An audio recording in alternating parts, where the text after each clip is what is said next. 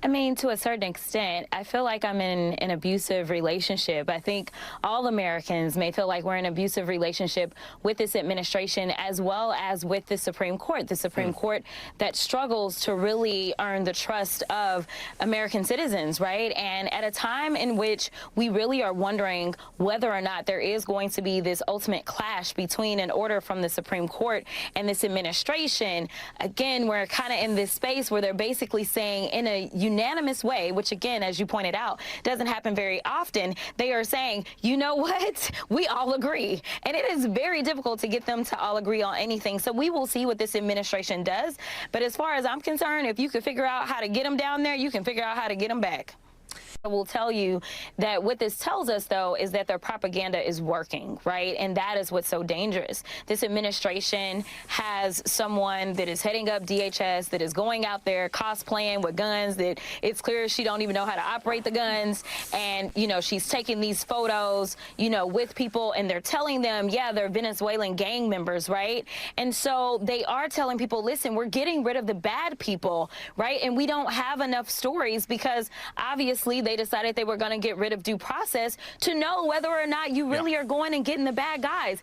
There's somebody straight out of Dallas, Texas, who literally was snatched up and sent off to this same place because he had an autism tattoo, you know, and so they don't know the real stories. They only know what they're presented with. And we know that for whatever reason, when Trump and his cronies present lies, the American people fall in love. But the reality of this administration is a whole other story. Like, the fact that no one is questioning his mental acuity or fitness to serve is beyond wild to me, right? Like, the fact that they sat around, called Joe Biden, Sleepy Joe Biden, and as I said before, at least you could sleep at night because you didn't have to worry about your 401k disappearing overnight. You didn't have to worry about these allegations of fake invasions. You didn't have to worry about the cost of food just skyrocketing or skyrocketing cost of all of your electronics. You know, the fact that Apple was flying in planes of iPhones before the tariffs hit, like, this is crazy work for no reason. So, you know, I just hope that people remember, because seemingly they got amnesia the first time. And so you've got opportunities to vote. And I will tell you that every single special election we've had, Democrats are swinging no less than 15 points. But honestly, we should be swinging 30 and 40 points because of the level of incompetence and harm that this administration is bringing upon all of us. Jesse, I have to say, it is so hilarious to me that Jasmine Crockett is saying that DEI is the reason, that Jasmine Crockett is saying that the 2024 election is the reason that we need to support DEI, when it was literally the reason that the Democratic Party lost the 2024 election. You know, people may not be saying this publicly, or at least they weren't back in August or July when the whole drama behind Biden and the debate was going down. But behind the scenes, I had insiders calling me, panicking, freaking out, because they knew that Biden was pushed into supporting her because of DEI, and they felt like it was the wrong move, and they were tariffs. That there are other things that perhaps we should focus a little bit of attention on. Least of all, Tomb Raider. You might be familiar with the Tomb Raider series. Tomb Raider is a movie franchise. Okay. KRISTI Noem, the dog killer, the puppy killer, she would appear to be daily cosplaying to, I don't really get it. There was one day, it could have been Monday this week, changed outfits 1 to 3 times in one day. Always with that same kind of trying to look like she's in a TV series about SWAT cops or somebody in the army, something like, or I don't know. I've never seen a politician playing the role of how they think it should be, thinking this is going to look good as far as she sees it on social media or on a TV news report. Whether it actually means she's getting the job done, that's something totally different. So what Jasmine Crockett has to say, I think is very interesting. Because at the end of the day, anybody can dress up. I mean, I'd make a great clown. I really would. I'd be right up there in Navarro and Ludwig. But all joking apart is, what is going on? Is it now, to be a politician in this administration, it's all about presentation. That's all you got to look. I mean, game show host, Pete Hegseth. He's defense secretary? No way! I'm a bit lost for words. Now, at some stage, and I think this will happen probably on about day 120, these people who are playing the roles, saying the right things, coming out with sound bites, are going to have to start, I think, doing the job. When it's no longer, look at me, this is a photo opportunity, it's about, well, what are you actually achieving? What about the records? And I think the El Salvador thing, in terms of, they sent somebody there to prison, it's the wrong person.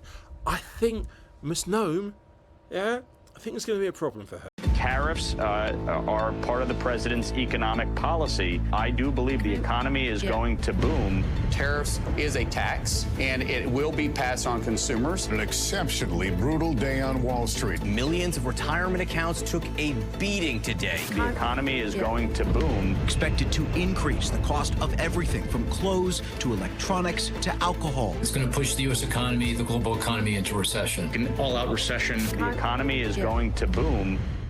How are companies everywhere going to Bigfoot a whopping tariff bill? A recent survey found that 74% of firms say they are likely to raise prices. 38% expect hiring freezes. And here's the real rub, 27% say they are expecting to make layoffs. What is the largest privately held toy company in the U.S. who imports a huge amount from China planning? Joining us now in a Fox Business exclusive is MGA Entertainment CEO Isaac Larian, live from the company's headquarters in Chatsworth, California. Well, Isaac, what are you doing? What have you had to do with your employees? Liz, thank you for having me. My head is spinning because every day there is a new tariff. There was zero tariffs on toys before this. And now it's 145%. And to be honest with you, I blame a guy named Peter Navarro. My nickname for him is an economic terrorist. He's no different than the Islamic regime in Iran that says death to America. He wrote a book called Death to China 20 years ago. He has zero experience in manufacturing. He calls Elon Musk an assembler. Yeah, that didn't go over well with Elon, I know. Just for people who don't know, Peter Navarro is the president's trade advisor. He has been very much a hawk. He should be fired. I know President Trump is loyal. I appreciate his loyalty to Peter Navarro, who went to jail because of his fundamental beliefs. But respectfully, President Trump should be be loyal to the American people, especially the children. He would say he is. Hold on. He would say he is being loyal to the American people, and that we have seen so many different plants and factories go by the wayside over the past several decades, and that's why he wants to bring that back here. Let's just say you do have a plant in Hudson, Ohio, but you import so much from China. All right, what do you want to show me here? I'm going to show you this toy. This is made in America. It's the #1 swing set, Little Tykes. Little Tykes swing set. However, what Peter Navarro doesn't understand is that this toy that's made in USA, this rope, you see this rope here, I don't know if you can see it, is imported from Mexico.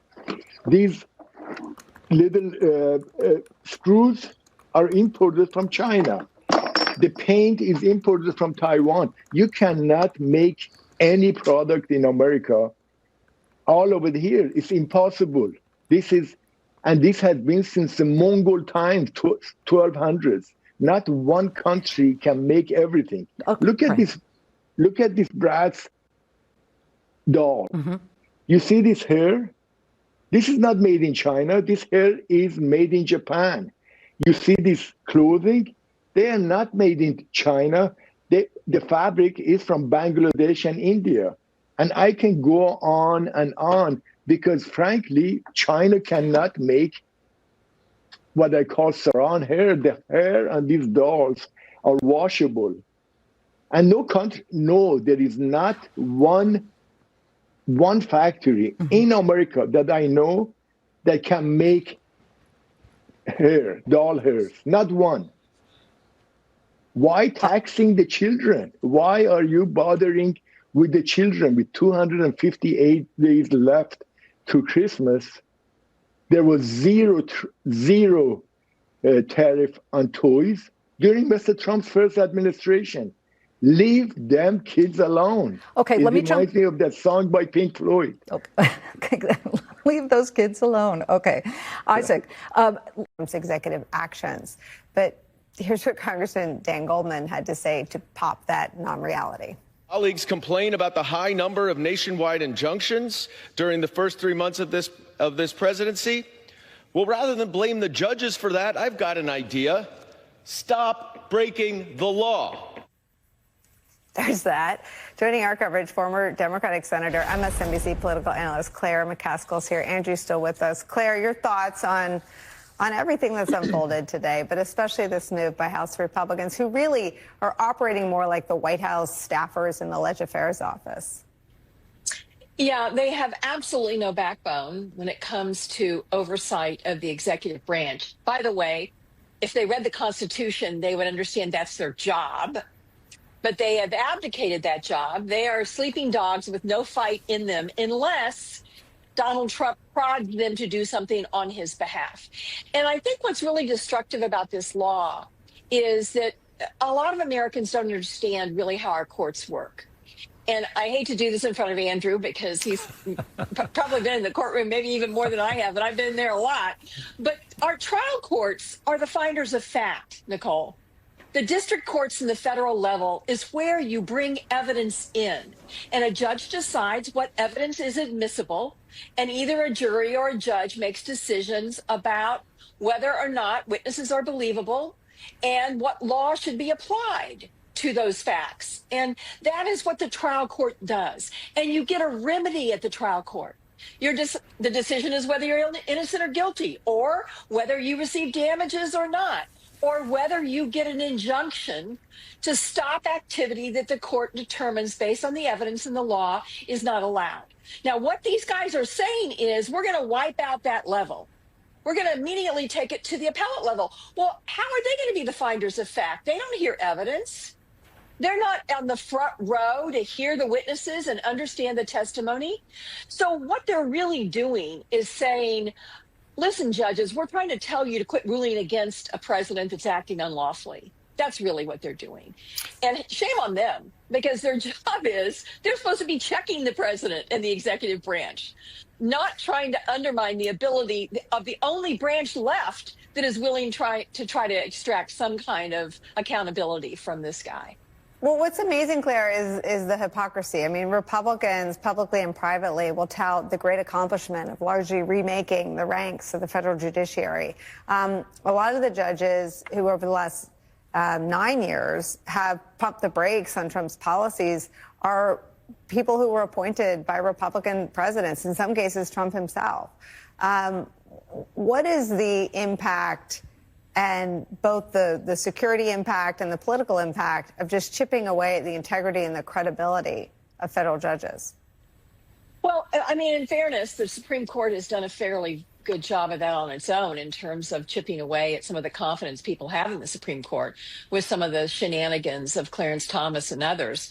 But it really does. It is interesting to me because courts have always issued injunctions against presidential action. They did it, I think, dozens of times to Barack Obama. They certainly did it a lot to Joe Biden.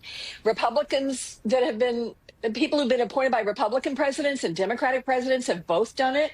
I think the AP case, which basically stood up for the freedom of press in this country, I believe that case was decided by a Trump judge who said, no, Donald Trump, you can't tell the AP they're not allowed in the White House. That isn't how America works. So they need to just realize that if they're not willing to do their job for checks and balances that our founding fathers envisioned, they need to at least let the courts do it. Andrew?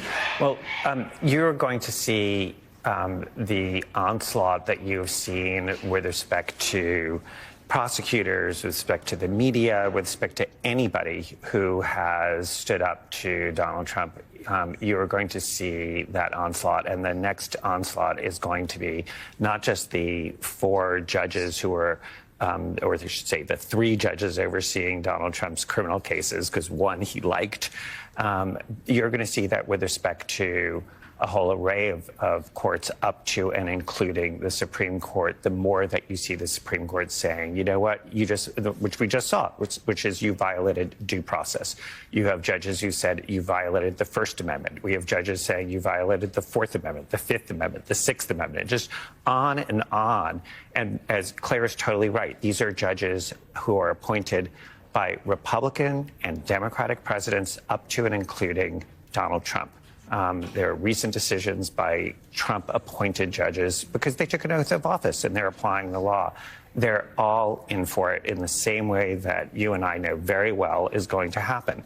And that is... In for what? In for political attacks? Exactly. You're going to have Congress saying this issue of packing the courts, limiting their jurisdiction, the efforts to impeach judges, that Judge Boasberg should be impeached. You had to have the Chief Justice of the United States say that's not how we behave in this country.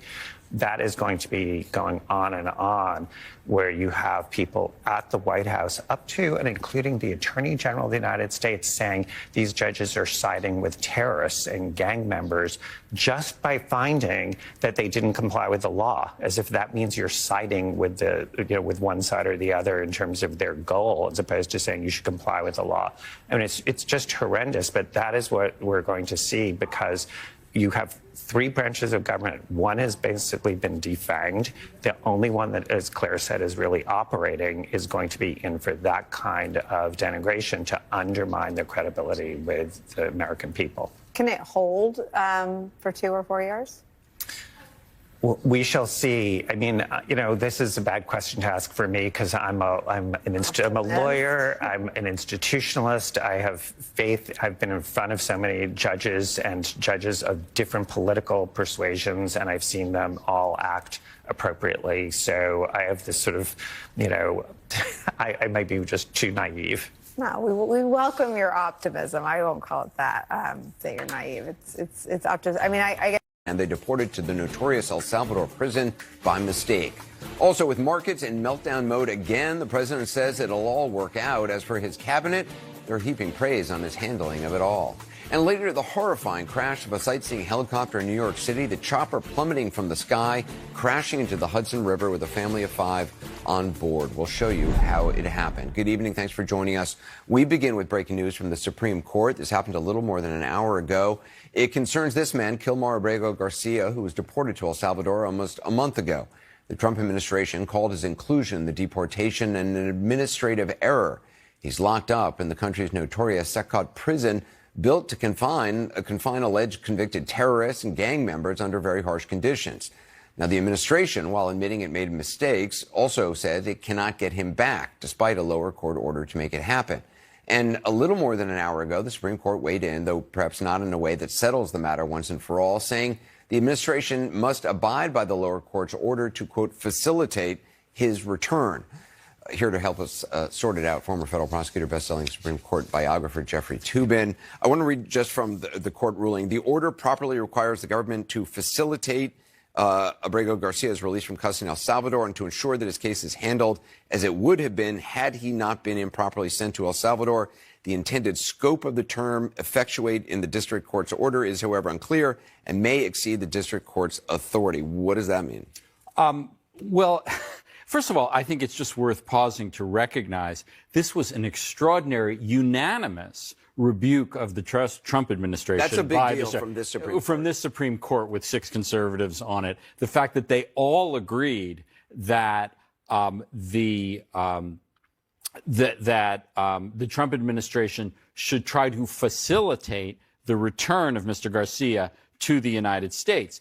But what does that mean in the real world? The Trump administration has already said Mr. Garcia is in the custody of El Salvador. We have no control over prisons in El Salvador, so we can't get him back. Now, given the relationship, I mean, that seems absurd, given that they're paying them $6 million or whatever to hold these people. Right, and given the very close relationship, particularly between this administration and the current El Salvador government, it seems like this is something that they could facilitate if they wanted to. But what remains mysterious about this order is what happens if Mr. Garcia doesn't come back. And how does the court try to enforce something that's entirely in another country under the control of another government? That's left very much open by this order. And who would decide that? A lower court? Well, for the time being, a lower court will administer the return, but ultimately they have very limited jurisdiction over what goes on in El Salvador. So the direction is to our government, and the question is, how hard will the Trump administration try to get Mr. Garcia back, if at all? One can make an argument they might not want him back. They don't want him giving interviews. They don't want that story continuing. And there could just be a nod and a wink, and the El Salvador government could say no. The Trump administration's approach to this whole case has been like something one of my law professors used to say, which is some people think some crimes are so terrible that not even innocence is a defense. In other words, because he was even mistakenly accused of being involved in this gang, that means he has to be treated like he's in this gang. And so he's stuck in this hellhole in El Salvador with no recourse. Now, I think it's certainly good news for him that the Supreme Court ordered the Trump administration to try to get him back, but whether he gets back, it's unclear. Yeah, Jeff Toobin, thanks very much. Appreciate it. Now, the markets and fresh evidence that what the president has unleashed on 401ks and the global economy with his tariff policy has not been